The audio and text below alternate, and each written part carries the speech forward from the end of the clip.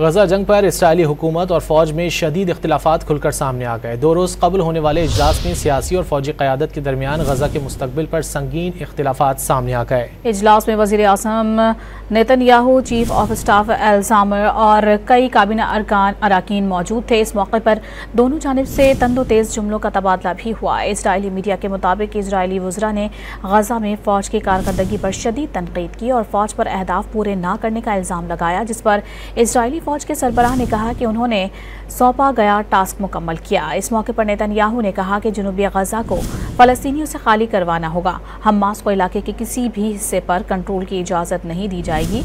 Israeli वज़रा ने भी फ़ौजी कार्रवाई में शिद्दत लाने और हमास के खात्मे के लिए शुमाली गजा की मुकम्मल नाकाबंदी की तजवीज़ पेश की।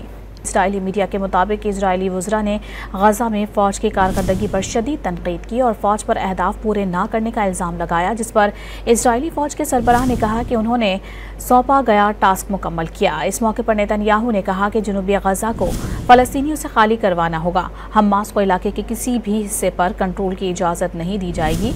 इसराइली वज़रा ने भी फ़ौजी कार्रवाई में शिद्दत लाने और हमास के खात्मे के लिए शुमाली गजा की मुकम्मल नाकाबंदी की तजवीज़ पेश की।